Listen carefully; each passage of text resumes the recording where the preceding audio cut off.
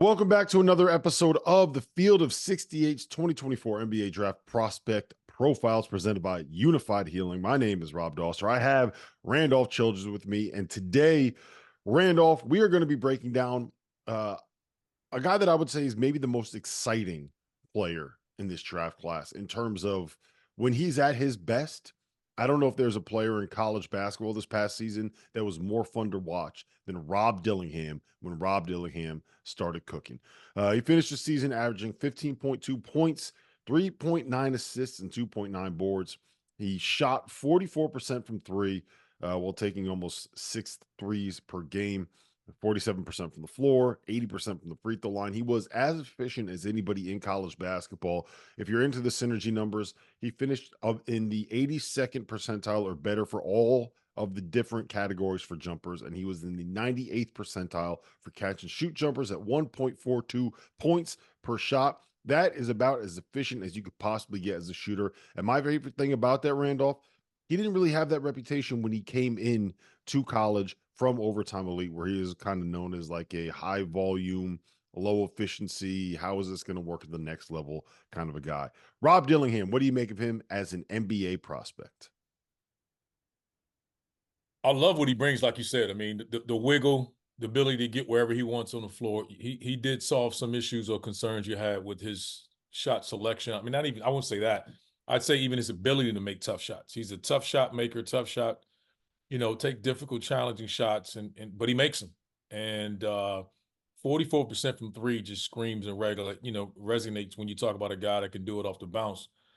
I love what he is. As much as I love what he is offensively, and he has it all. And he's the one guy, I think, the best in college basketball where you could just say, give him the ball, get the hell out of the way, go get me a bucket. I don't think there's anybody in the country that has all the tools that he has to do that. But the other side of that is he's 6'1". I think he measured out the combine at 165, 170 pounds. I just, for his ceiling, I think he has to evolve more into a facilitator. We know he can do it. That's going to be his growth and determine how great of an NBA player he'll be is if he evolves into more of a playmaker. I think he can flat out score it. How much can his frame, he can add to that frame of his. Can he get to 190 pounds or so? We'll see. I think giving him time, but where he's going to be drafted, I mean, where he potentially is going to be drafted, it's going to dictate a lot of what I think there's so many of these guys, but really the expectations. It'll be unfair. As much as I'd be happy to see him go top 5, the expectations of a guy coming in day 5 is to be that guy. I think he's comfortable coming off the bench. He did that at Kentucky. I think that'll be his role early in his career, no matter where he's drafted. But there isn't a better dynamic scorer, I think, in the game than Rob Dillingham. And there's not much you can say about his physical nature. It is what it is. But I do worry about him defensively, and I think his game has to involve. I think because of his sheer size, he has to be more of a playmaking guard if he wants to have a long career.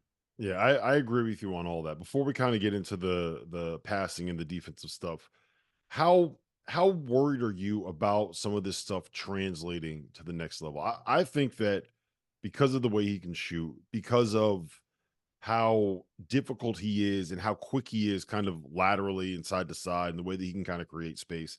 I think that all of that part of it translates to the NBA. Now, I don't know if he's a guy that's going to be a finisher at the rim, right? I don't know if he's not going to be jumping up and dunking over people when you get to the NBA level. And I don't know if he's got the layup package that someone like a Kyrie Irving has. He spent this last season shooting 51% at the rim, which is not a very good number, even for somebody his size. But I think that the scoring aspect of it, I think all of that translates. Like, I think he's a guy that can get a bucket against literally anybody on the entire planet when it comes to just put him one-on-one and say, hey, go get us one. Like we said, as much as anybody in the country, you can get him the ball. He's going to get it off. The question was the physicality of bigger guards and the physicality of those guys. But he's going to make you guard him from 30 on in. And he can get his shot. I mean, he has the package to get his shot off better than anybody in college basketball. You can't teach what he has. Like, that's his blessing. That's his true gift. If this guy was 6'4", 6'5", we're having a whole different conversation. He's that physically gifted. If he was a big wing, I think he'd be the #1 player in the pick in his draft because he'd had that dynamic of an offensive package. The problem is he's just an undersized guard, but he has all the tools. I mean, there's not many guys in this draft you can say, hey man, here's the ball.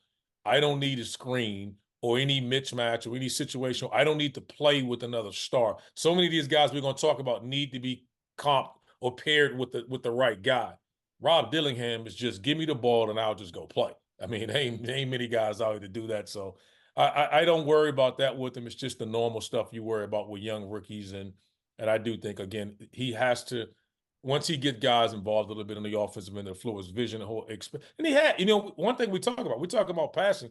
He's still now, whether this is indicative of the talent that the Kentucky had, but he still averaged almost 4 assists a game. So we're saying that. I'm only saying it from him long term being more of a point guard.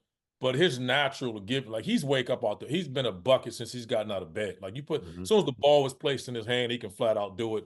That's a gift. And I give, as much people give Coach Cal grief, I give him credit for that. Is that, listen, that's what that young man does. We ain't changing that. Just go do what you do. And I think that's why he transitioned so well to Kentucky. Yeah, and I think that the passing part of it will come. Like Right.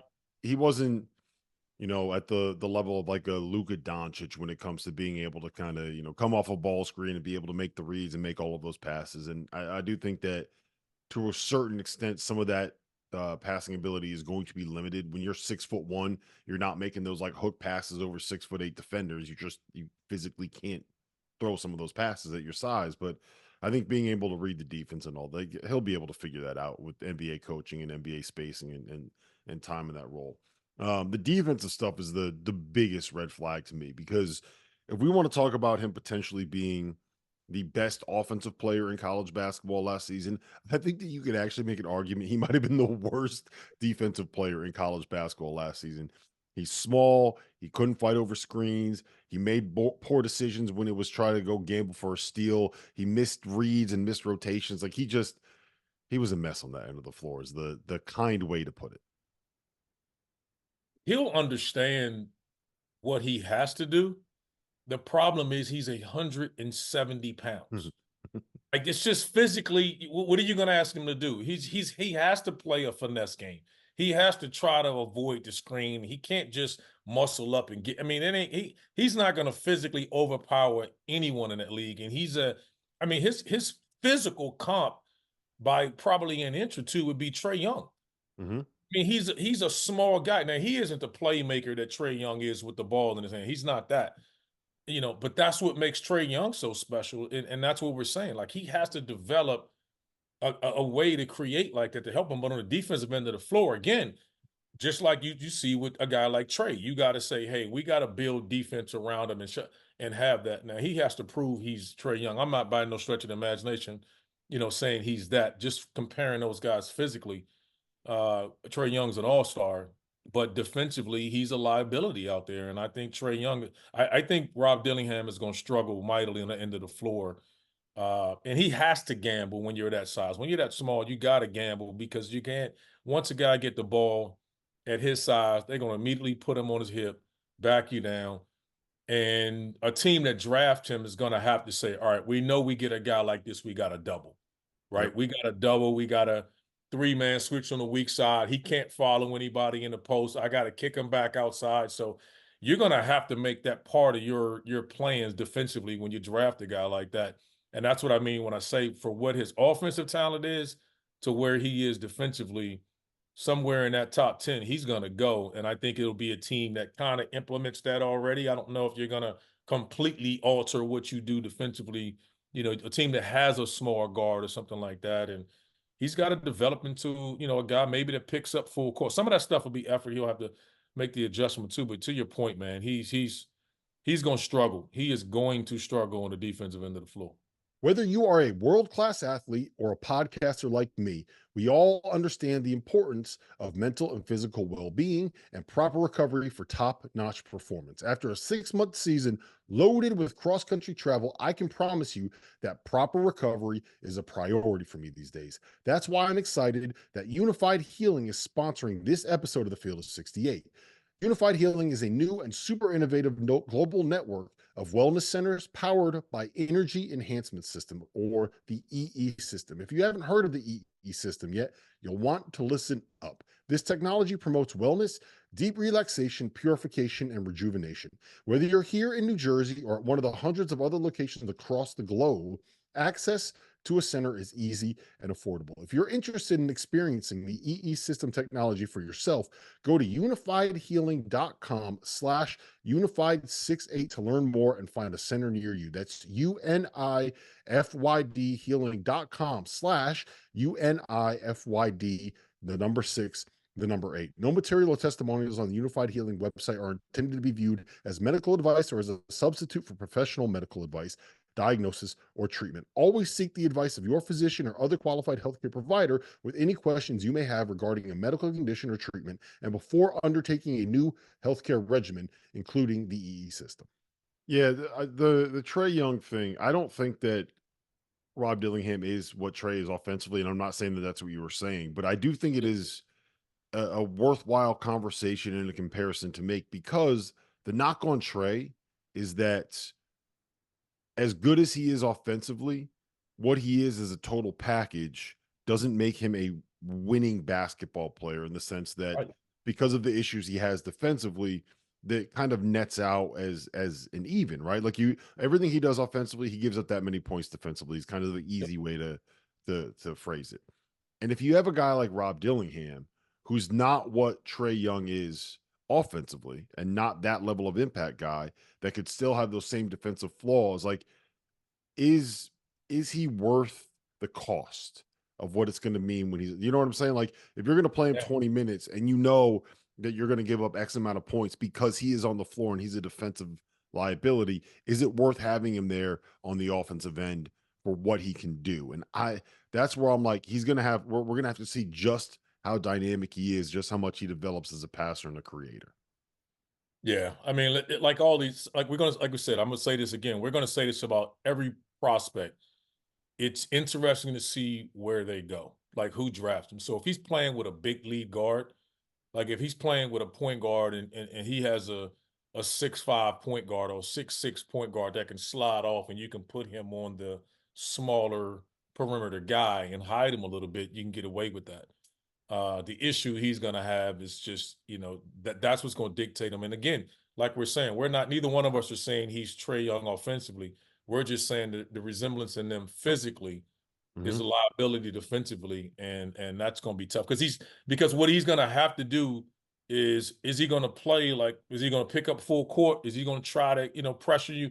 That's not something that we've ever seen him do. And I'm not saying he won't develop into that, but I think that's the way he has to start playing, because again, he's not your traditional point guard, right? Hmm. So what are you going to do? I mean, that's the interesting thing about him. He has this dynamic skill set that I think someone will say, hey, early on in your career, you've used to coming off the bench. Let us just put you in a situation to be successful, and you just be a guy to come off my bench, and we'll have bigger wings on the floor with you, and you just got to go. You go for your 10, 15 minutes a game. You just boogie and go play.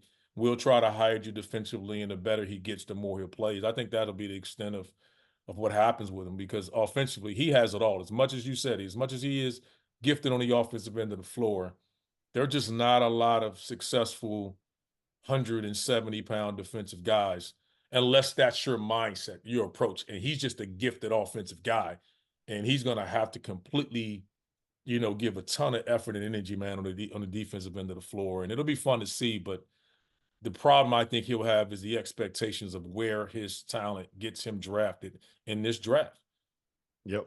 In terms of NBA comparisons, the one that everybody loves to throw out is Lou Williams, right? Just a guy that made a career out of being instant impact offense off the bench, who was never exactly known for kind of his defensive effort, shall we say. And I think another Right. guy in that same conversation is another former Kentucky guard in Malik Monk, where he entered the league and we are like, this dude can explode offensively, but we don't really know what else he is as a basketball player. And I think both of those are kind of fair if you want to say this is probably what the most likely outcome is for a Rob Dillingham at the next level. I just think the size different. Malik Monk was an athletic 6'5" guy. Mm-hmm. He can be horrible defensively, but he athletically and his size, he fits. We're talking about 6'1" below the rim. Like that's a whole different animal when I say that's why I say the Trae Young thing, not the offensive part, but defensively, I mean, really small and short below the rim guy. And Trae is super, he's dynamic. He's an all-star offensively. And we're not saying Rob is that, but he's gifted. We don't know what he can develop into. He's only 1 year of college. And it's teams usually don't make that kind of adjustment for backup guys. Yep.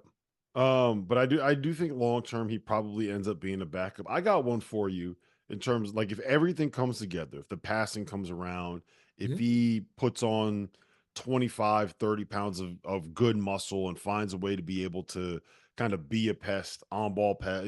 He's never going to be Yeah, like this elite right. defender, but you can get better defensively. You put on some weight, get a little All he's strong. got to do is be a willing defender. Just compete. What about Kemba Walker? I don't know if he's going to be quite as good as Kemba was when he was at his peak, but I think you can get to like 85% of what Kemba was if you're Robert Dillingham and you kind of reach your ceiling. You know what we got to see, Rob, and the honest goodness is that we got to see, is he that point guard? Is he that guy you put the ball in his hand that you can put in a ball screen and say, go get and go play? And I think I think he can be that guy, but these are guys we've seen a lot more of doing it, and we don't have a lot of, of talent-wise. He's going from one of the most talented teams in college basketball to probably a team that's not very good. Mm-hmm. And the way he's being, projected as a lottery pick and as high as a top 5 pick, chances are he's going on a team that's not very good. So when they give him the ball and let him play, they'll probably have to give him some of that. But again, we're just making a comparison of his size and that aspect. But yeah, I mean, he can score it with those guys. I mean, he can flat out do it. I don't think he's the natural point guard. When we say point guard for them, I mean just ability to pass. Those guys, Kemba could flat out score it. We just seen more of it, and I like the comp of that. We just hadn't seen enough of it from Rob. We've seen it 1 year on probably the most talented outside of UConn, probably the most talented team in college basketball. Yeah, the thing that'll be interesting is the way that he was used at Kentucky, right? Like he was basically asked, come off the bench, and when you get in there, go get every shot up that you can. Like he wasn't asked to be a point guard. He was asked to be a bucket off the bench. So I think that there's a possibility that he could end up being a guy that could be that creator, but like I'm kind of torn on some of this stuff sometimes, right? Like, do you want to draft a guy where you know they have this elite skill set and you got to coach everything else up, or you want to get a guy that is really well rounded where you have to turn something that he has into an elite skill set? And I think I would rather probably have a guy like Dillingham if I'm drafting, and you just know like this is the thing that he can do, and this is what we got to teach him. Right. Like you don't have to teach him anything when it comes to scoring the ball. It's just like, go do you, but you're going to have to spend a lot of time in the film room, teaching him how to read stuff on ball screens. You got to figure out if he's actually wired to be a point guard and make everybody else better. Or, you're looking at a situation, worst case scenario, he's a guy that's averaging 15 points a game and 20 minutes a game off the bench for a team that's going to win like 20 games every season and he's going to have another top 5 pick next to him every year. You'd be out of your mind if you did anything other than what Coach Cal did with him, and that say, "Hey, come in. You're gonna come in off the bench, and when we come in, you just hoop. We'll develop the rest of that. We'll get better throughout the year. I'll tell you things you need to get better at." I think that's the only way you do it. The only negative is we're just not accustomed to doing that with a top 5, top 10 pick. Mm-hmm. Meaning we're drafting you to say you're just coming off the bench. Now it's happened more recently, but a guy, it's if he goes top 5, we're just not accustomed to a top 5 pick saying, "Hey, I'm drafting you just to be this guy, play 10 minutes a game." But you put the ball in his hands and you put him out there with his veteran guys and you just let him go. I mean, and he can do that. Yeah, hopefully people can kind of figure out throughout the the next month and through a lot of the draft coverage that you're going to get here and elsewhere that like this is not a very good draft. You have to like recalibrate what you expect number 1 pick to be versus a normal year, a top 5 pick to be versus a normal year, a lottery pick to be versus a normal year. Like outside of 2 or 3 guys, like you're probably drafting career role guys slash backups in this Yep. draft. And, Yep. if what This you draft, want, you know what this draft will do too? This draft will get a lot of front offices and a lot of people fired because some people are going to hit on a guy that's like 15th and you're going to be like 3rd or something like that. And your guy will never make it and never contribute. And then there'll be multiple guys down in the draft. And honestly, that's how most teams feel. They're like, hey, man, from 3rd or 4th through 20, it's like, nah, it's all yeah, the same, you know, and that's how some of the front office people are feeling right now. But you don't want to be that guy. You get a lot of leeway if your 20th pick doesn't hit, as opposed to your 3rd pick not hitting. That's the type of stuff that'll get you unemployed. yeah, especially because if you're drafting 20th, you already got a team that's in the playoffs. So you're just trying to plug a hole that you got to get a Right, little bit right. better to go from And that's what I'm saying. 52 Like wins to Rob fits 56. perfect in that, right? We're Mhm. 20th. We're a late playoff team. Hey, I'm gonna add this dynamic guard in here and let him come in here and help me out. Now, if I'm struggling and I need somebody to You come don't in and want help me Rob. right away, we back in the lottery next year, baby. Yeah, pretty much. Listen, we're gonna have a lot of these breakdowns coming over the course of the next month. Make sure you keep it tuned here. We are going to have a live mock draft at some point with a bunch of NBA draft experts. That'll be about a week before the draft, so that'll be coming up mid to late June. So keep it locked on the Field of 68. We will be here breaking down these prospects for you. For Randolph Childress, my name is Rob Dosser. We'll see you next episode.